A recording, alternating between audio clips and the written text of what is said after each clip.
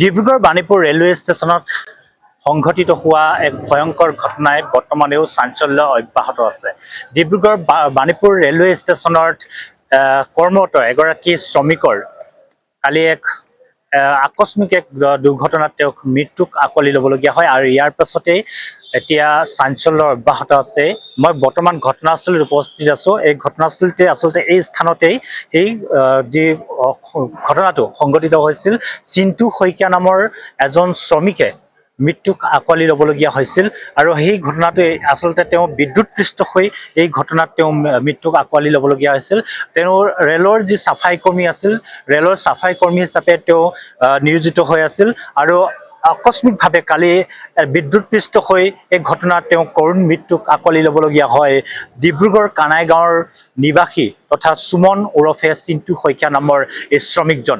আৰু ইয়াৰ পাছতে এতিয়া এই শ্ৰমিকসকলৰ যি নিৰাপত্তাৰ ব্যৱস্থা, শ্ৰমিকসকলৰ নিৰাপত্তাৰ বিষয়টোক লৈ এতিয়া প্ৰশ্ন উত্থাপিত হৈছে আৰু তেওঁলোকে ব্যক্তিগত এটা প্ৰতিষ্ঠানত কৰ্মৰত আছিল। এইসকল শ্ৰমিক প্ৰায় 50জনৰো অধিক যুৱক, থলুৱা যি যুৱকে এই চাফাই কৰ্মী হিচাপে তেওঁলোকে বছৰ বছৰ ধৰি ন্যূনতম যি দৰমহাৰে, ন্যূনতম পাৰিশ্ৰমিকেৰে তেওঁলোকে কাম কৰি আহিছে। কিন্তু তেওঁলোকৰ এই কালিৰ যিটো ঘটনা, সেই ঘটনাটোৰ পিছতে তেওঁলোকৰ যি নিৰাপত্তা ব্যৱস্থা বা ঠিকাদাৰী প্ৰতিষ্ঠানসকলৰ যি ভূমিকা, এই নিৰাপত্তাৰ বিষয়টোক লৈ তেওঁলোকে গ্ৰহণ কৰি আহিছে কাম কাজক লৈ আচলতে প্ৰশ্ন উত্থাপিত হৈছে। কালি সুমন ওৰফে চিন্তু শইকীয়াৰ আকস্মিক ঘটনাটোত আচলতে এই ঘটনাটোৱে আচলতে বহুখিনি প্ৰশ্ন অৱতাৰণা হৈছে। তেওঁলোকক অভিযোগ অনুসৰি তেওঁলোকৰ নিৰাপত্তাজনিত যিখিনি সুৰক্ষা বা ব্যৱস্থা আছে, হেণ্ড গ্লভছকে আৰম্ভ কৰি জোতা পিন্ধিব লাগে, হেলমেট দিব লাগে, এই গোটেইখিনি আটাইখিনি সামগ্ৰী সা সামগ্ৰী তেওঁলোকক যোগান ধৰা নাছিল বুলি অভিযোগ উত্থাপন কৰিছে, যাৰ বাবে এই ঘটনাটো কালি সংঘটিত হৈছিল আৰু প্ৰায় 750 ভল্টৰ যি বিদ্যুৎ পৰিবাহী এটা তাঁৰত বিদ্যুৎপৃষ্ট হৈ আচলতে এই কৰুণ ঘটনাটো সংঘটিত হৈছিল।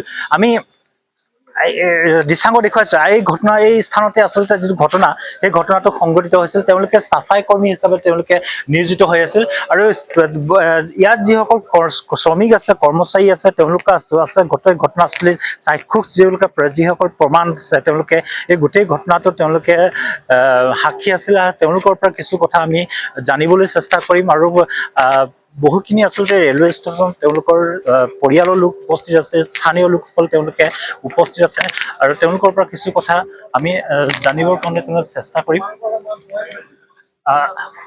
আপোনাৰ পৰা জানিব বিচাৰিম, গোটেই কালি ঘটনাটো, চিন্তু শইকীয়াৰ ঘটনাটো আচলতে কি হৈছিলে? সিহঁতি 4-5জন কাম কৰি আছিলে, এইটো তোমাৰ ইভাকশ্যন বুলি কয় কামটোৰ নাম। তাৰপিছত এজন সেই তললৈ গৈছিলে পানী লগাবৰ কাৰণে, তাৰপিছত দুজন এটা কিলিঙৰ কাৰণে থাকে, চিক বম লৈ কিনে এটা পানী মাৰে, এটা হেৰি স্কুপ খোলে, নটবিলাক খোলে, টেংকিবিলাক মাল উলিয়াবৰ কাৰণে। তাৰপিছত তেনেকৈ সিহঁতি খোলা মেলা কৰাৰ পিছত তাৰপিছত ল'ৰাজনক কৈছে পানী লগালে, পানী লগোৱাৰ পিছত তাক মাতি আছে পানী দিবলৈ। তাৰপিছত ল'ৰাজন বহুত দেৰি মূৰত চাইছে যে ল'ৰাজন তলত কাৰেণ্টত লাগি পৰি মৰি আছে।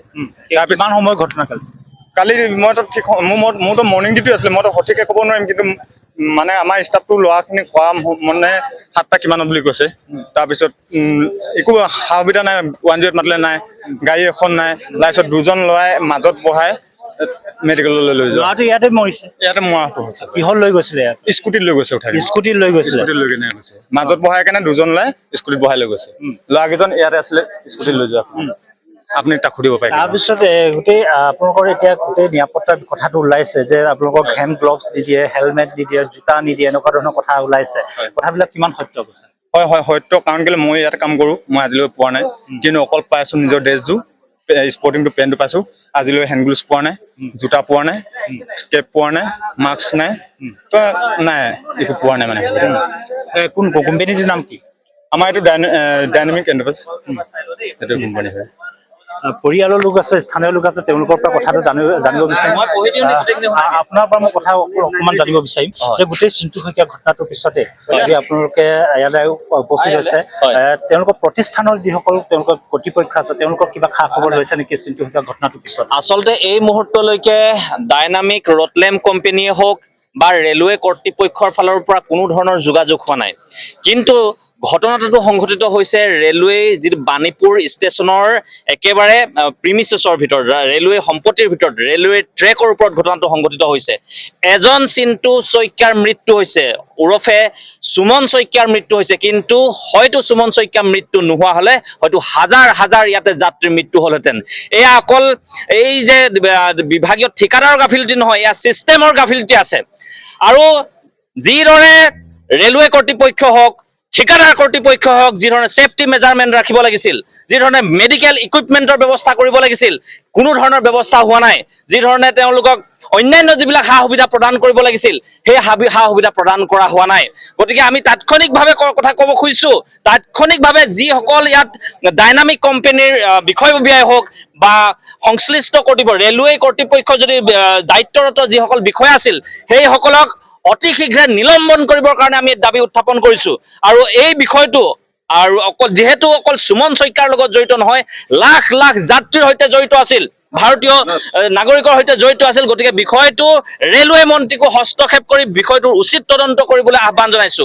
লগতে আমি সুমন শইকীয়াৰ যি এতিয়া তাৎক্ষণিকভাৱে অন্ত্যেষ্টিক্ৰিয়া হ'ব, এতিয়া পষ্টমৰ্টেম কৰি আছে, অন্ত্যেষ্টিক্ৰিয়াৰ কাৰণে অন্তৰ্বৰ্তীকালীন তাৎক্ষণিক এক সাহায্য প্ৰদান কৰিবৰ কাৰণে, ক্ষতিপূৰণ দিবৰ কাৰণে আমি দাবী উত্থাপন কৰিছো। লগতে আমি দাবী উত্থাপন কৰিছো, আমি কানাইগাঁওবাসী ৰাইজে দাবী উত্থাপন কৰিছো, আমি ডিব্ৰুগড়বাসী ৰাইজে উত্থাপন কৰিছো, আমি সমগ্ৰ চাফাই কৰ্মীসকলে দাবী উত্থাপন কৰিছো যে সুমন শইকীয়াক 50 লাখ টকাৰ যি ক্ষতিপূৰণ অতি শীঘ্ৰে দিয়াৰ ব্যৱস্থা কৰক।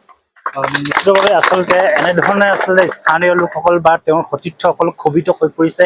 গোটেই ঘটনাটোৰে আচলতে ঘটনাটোৰ পিছতে যিসকল প্ৰতিষ্ঠানটোৰ লগত জড়িত যিসকল কৰ্তৃপক্ষ আছে, তেওঁলোকৰ এতিয়ালৈকে কোনো ধৰণৰ গুৰুত্ব দিয়া নাই। বিষয়টোক লৈ যিমান দৰে তেওঁলোকে তৎপৰতা দেখুৱাব লাগিছিল, যিমান দৰে তেওঁলোকে আচলতে গুৰুত্ব দিব লাগিছিল, সেই গুৰুত্ব তেওঁলোকে গুৰুত্ব দিয়াৰ পৰিলক্ষিত হোৱা নাই। আৰু আটাইতকৈ দুৰ্ভাগ্যজনক কথাটো হ'ল কালি যিটো সময়ত চিন্তু শইকীয়াৰ লগত ঘটনাটো সংঘটিত হৈছিল, তেওঁক আচলতে চিকিৎসালয়লৈ নিবৰ কাৰণে তেওঁক এখন এম্বুলেন্স যোগান ধৰা নাছিল, তেওঁৰ কাৰণে এখন বাহনৰ ব্যৱস্থা কৰা নাছিল, তেওঁক এখন যি স্কুটি, সেই স্কুটিত উঠাই অতি হৃদয় বিদায়ক যি ঘটনা আছিল, এইখন স্কুটিত উঠাই তেওঁক লৈ যাবলগীয়া আছিল চিকিৎসা মহাবিদ্যালয়ত।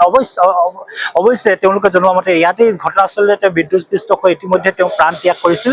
কিন্তু তাৰ পাছতো চিকিৎসালয়লৈ নিবৰ কাৰণে তেওঁক এখন বাহনত যোগানত ধৰিব পৰা নাছিল বিয়াগম ৰেল বিভাগটোৱে, অৰ্থাৎ তেওঁৰ প্ৰতিষ্ঠানটোৱে, কৰ্মৰত সেই প্ৰতিষ্ঠানটোৱে তেওঁক সেই গোটেই ব্যৱস্থাটোক যোগান ধৰিব পৰা নাছিল। অৰ্থাৎ মানৱ অধিকাৰ চূড়ান্তভাৱে উলংঘন কৰা বুলি এক প্ৰকাৰ নুই কৰিব নোৱাৰে। আৰু গোটেই ঘটনাটো আচলতে তদন্ত কৰিলে আচলতে পোহৰলৈ আহিব যে শ্ৰমিকসকলক কেনেধৰণে তেওঁলোকে কামত নিয়োজিত কৰে আৰু তেওঁলোকৰ নিৰাপত্তাৰ যি ব্যৱস্থা, সেই ব্যৱস্থাটোৱে আচলতে এই গোটেই চিন্তু শইকীয়াৰ মৃত্যুৰ ঘটনাটোৰ পিছতেই তেওঁলোকৰ স্বৰূপ নিৰাপত্তাৰ ব্যৱস্থাটোৰ স্বৰূপ উদঙাই দিছে।